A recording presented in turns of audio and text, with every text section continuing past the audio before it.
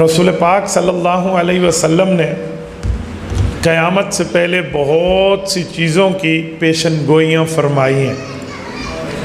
ان پیشن گوئیوں میں ایک پیشن گوئی ہے دابۃ الارض کی، کہ جو آخری زمانے میں نکلے گا۔ ان پیشن گوئیوں میں ایک پیشن گوئی ہے دجال کی، کہ وہ آ کر فتنہ پھیلائے گا۔ ان پیشن گوئیوں میں ایک پیشن گوئی ہے یاجوج و ماجوج کے خروج کی، کہ وہ نکلیں گے۔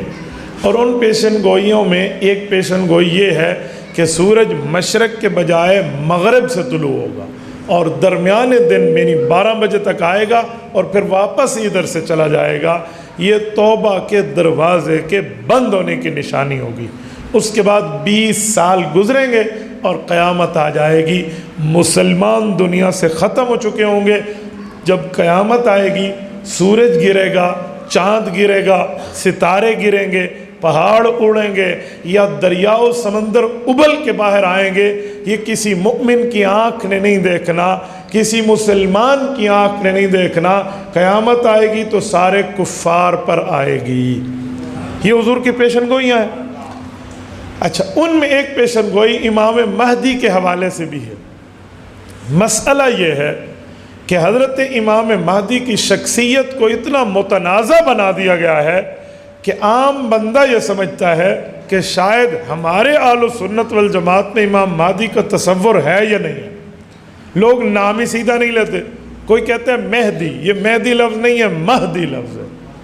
اچھا، بعض لوگ سمجھتے ہیں امام مہدی پیدا ہو چکے ہیں۔ اہل سنت کا نظریہ یہ نہیں ہے۔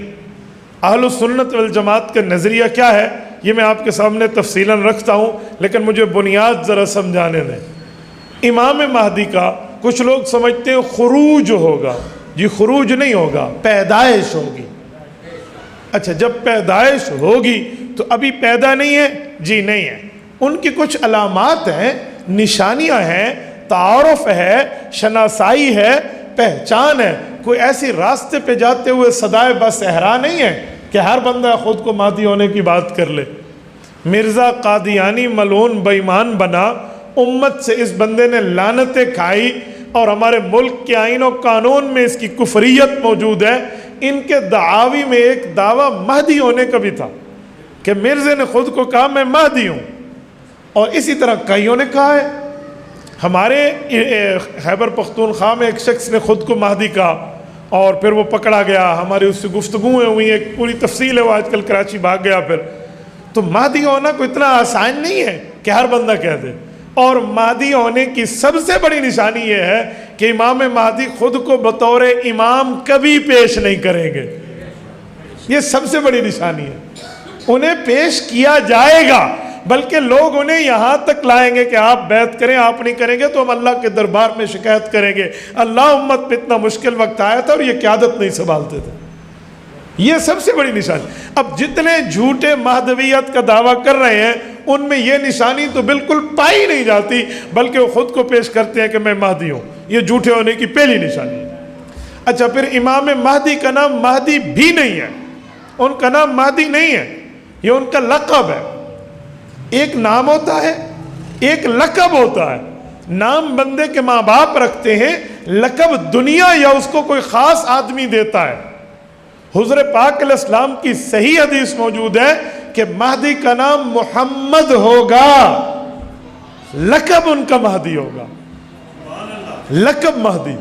اچھا، پھر مہدی کا لقب تو اللہ کے رسول نے کئی کو دیا ہے، ان میں حضرت معاویہ رضی اللہ عنہ بھی شامل ہے۔ ہادیاں و مہدیہ فرمائے، اللہم اجعلہ ہادیاں و مہدیاں واہدی بھی۔